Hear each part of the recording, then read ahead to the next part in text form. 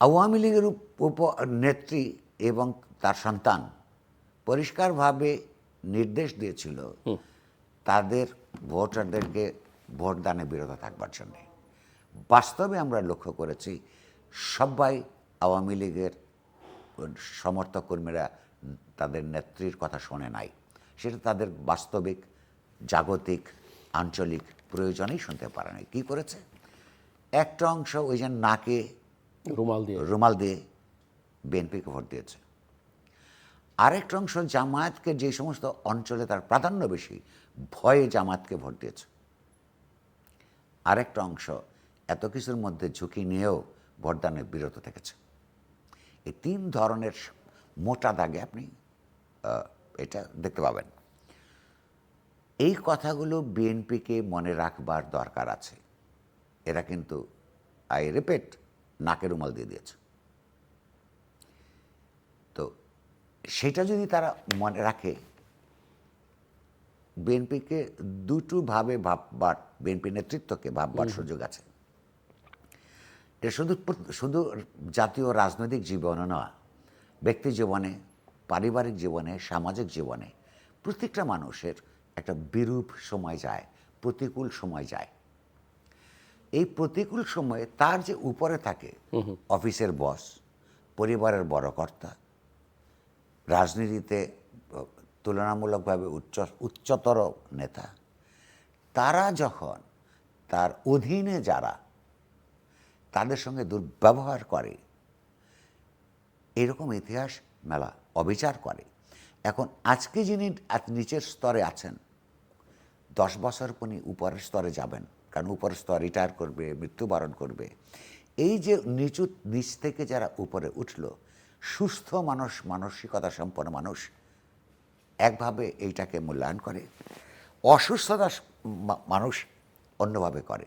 যে সুস্থ মানসিকতার লোক, সে চিন্তা করে যে আমার দুর্দিনে আমার উপরে যিনি ছিলেন, তিনি আমাকে যেই ধরনের কষ্টের মধ্যে রেখেছেন কেবলমাত্র তার হায়ারার্কিতে, তার উপরে থাকবার কারণে, আমি যখন উপরে উঠেছি আমার হাতে যেন এখনকার যারা অধস্তন তাদের যাতে এই কষ্টটা না হয়।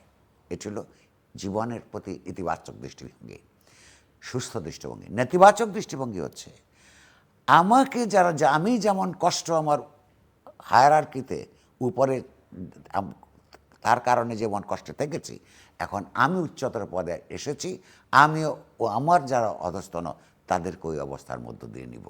এই দুই ধরনের মানসিকতা সম্পন্ন সাধারণভাবে জগতে, সমাজে, সংসারে পাবেন। আওয়ামী লীগ বিএনপিকে যেই ভোগান্তির মধ্যে রেখেছিল, সেই ভোগান্তি তারা পার করতে পেরেছে বলেই, নানা নিপীড়ন সহ্য করেছে বলেই, লুটপাট তাদের উপরে চলেছে বলেই এত বছর পর দেশের মানুষ তাদের প্রতি সহানুভূতিশীল হয়ে তাদের উপর আস্থা রেখেছে। আজকে বিএনপির উপর আওয়ামী লীগ কিংবা অন্যরা যেরকম আচরণ করেছিল, বিএনপি আজকে 2/3 মেজরিটি নিয়ে যদি যারা পরাজিত, যারা তাদের থেকে তুলনামূলকভাবে দুর্বল, সে একই আচরণ তারা করতে থাকে আওয়ামী লীগের মতন, এই বিএনপিরও সেই অবস্থা হবে। এইটা যারাই সমাজের ইতিবাচক বিকাশ চান। এটা কি শুধু যারা পরাজিত হয়েছে তাদের কথা বলছেন, যে আরেকটা শক্তি তো নির্বাচনের বাইরে আছে না, যারা নির্বাচন করতে পারে? প্রত্যেকের কথা বলছি, কারণ আওয়ামী লীগ একসময় বিএনপিকে বাইরে রেখে নির্বাচন করেছে। বিএনপিকেও নির্বাচন করতে হলো আওয়ামী লীগকে বাইরে রেখে। আওয়ামী লীগের নেতৃত্বের বিরুদ্ধে তো আইনি প্রক্রিয়া চলছে। যাদের বিরুদ্ধে বিএনপি, জামাত কিংবা রাষ্ট্র আওয়ামী লীগের যে সমস্ত কর্মী সমর্থকদের বিরুদ্ধে মামলা দায়ের করে নাই, অন্যায় মামলাও বহু হয়েছে, সেটা আমি আসছি, কিন্তু ন্যায়সঙ্গত কারণেই যাদের বিরুদ্ধে মামলা করা হয় নাই, অর্থাৎ আওয়ামী লীগ এবং জাতীয় পার্টি, এনসিপি, তারা প্রত্যেকেই মনে করে ওই সাধারণ নিরীহ তৃণমূল সমর্থকরা তাদের বিরুদ্ধে কোনো অপরাধ করে নাই। তাহলে তারা এই সমাজে থাকবে। এই সমাজে যদি এখন তাদের চাইতে উচ্চতর অবস্থায় যারা আছেন ক্ষমতায়নের দিক থেকে, আওয়ামী বিএনপি, জামাত, এনসিপি এবং অন্যরা, তারা এই আচরণ করা ঠিক হবে না। তাহলে আমাদের যে ডিভিসিভ সমাজ, এখানে যে একটা পলিটিক্যাল কমিউনিটি হয়ে উঠতে আমরা চাই গণতান্ত্রিক, সেটা হয়ে উঠতে পারবো না, এরাও ভোগান্তির মধ্যে পড়বে।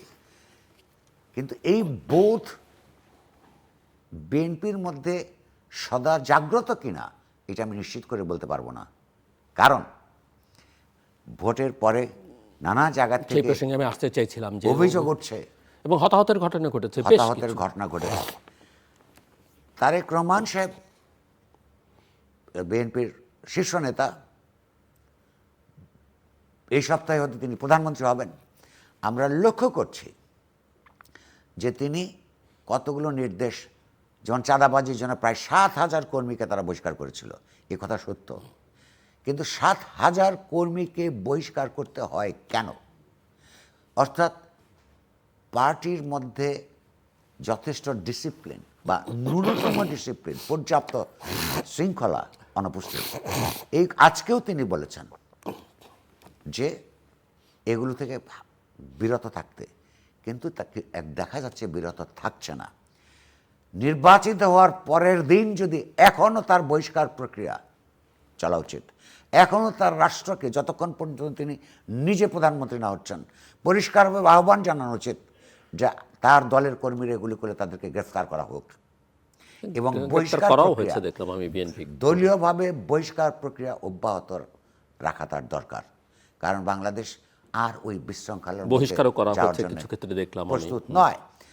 আর সর্বোপরি তিনি তো বলেছেন একটা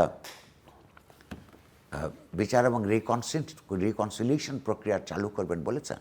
সেই রিকনসিলিয়েশনের পথ থাকবে না যদি দুর্বলের উপর আজকে ক্ষমতায়নের মধ্য দিয়ে তার সবলের অত্যাচার এটা এটা এটা তারেক রহমান কালকেও বলেছেন যে সবলের অত্যাচার মানে দুর্বলের উপরে, সেটা এই কথাটা আমার ব্যক্তিগতভাবে পছন্দ হয়েছে। আমি অনুমান করি আজকে যারা দুর্বল আছেন তাদেরও পছন্দ হয়েছে।